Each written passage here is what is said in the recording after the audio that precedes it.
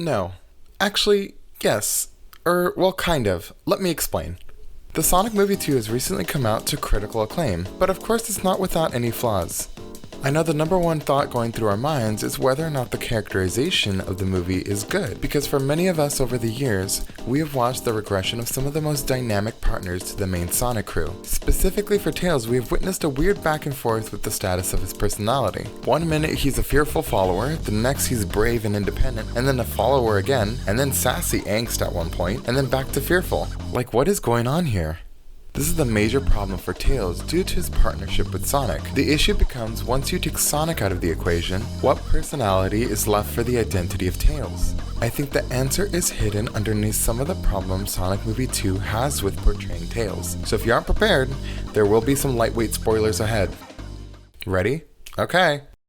Tails, as we all know, is meant to be a close companion to Sonic, able to adapt his abilities to keep up with him. Where Tails lacks in brute force and speed, he makes up for with his intelligence. He uses this intelligence to examine and analyze situations accordingly, but has trouble coming up with the courage to act on those decisions. This is the main counterpoint dynamic to Sonic's identity, where he's headfirst into making brash decisions. To the movie's credit, they do a very good job with portraying this dynamic, especially given the more younger mindset Sonic has. They also do a superb job on showing Tails' strengths through the various gadgets he has in his backpack that actually work in this case. But, in an attempt to basically force this kind of relationship, the writers glossed over how Tails arrived to this point in his life. And by that I mean they basically skipped out on Tails' backstory in an attempt to refocus the movie's plot onto Sonic and the B-plot with Rachel and Randall's wedding.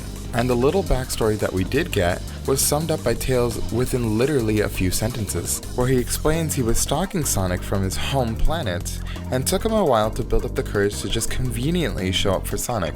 Now I understand this is a kids movie and there's only a limited amount of runtime, not to mention Tails doesn't necessarily have much of an intense backstory like Knuckles. His story should have come from how Sonic develops Tails into a more independent and stronger fellow. But in the movie, we see that they've accelerated this point of his personality to a point where he is in the modern age. Honestly, I'm surprised they didn't use the B-plot as a way to develop Tails more, where Rachel could have been used to help strengthen his courage towards helping Sonic as a partner, albeit as friends instead of a wedded couple.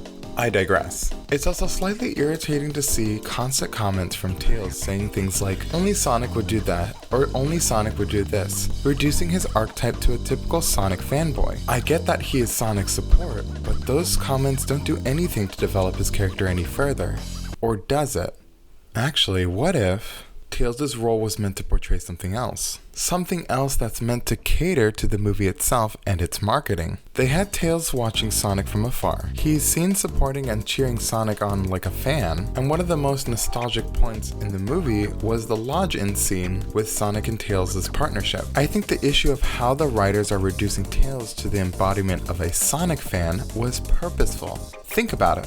What a better way to market to a young impressionable audience / Sonic fans than to utilize a character that connects with our nostalgic fantasies, cheering on Sonic. Literally replace Tails with a Sonic fan, and you can kind of see why his character makes a lot of sense. I'd even go as far to say that these gadgets could be seen as all the types of creatives we produce as Sonic fans, whether it be fan games, art, music, etc. It's all there. And honestly, seeing it that way makes me appreciate Paramount and everyone who worked on the movie even more. What about you guys? What did you guys think of Tails or any of the other Sonic cast? Do you think they were portrayed well? Or would they have better been left out? Let me know in the comments below. But anyways, subscribe to the channel to keep up with all this momentum. It only takes about 2 seconds for this absolutely free content, and you can always change your mind later. Mr. Bane out.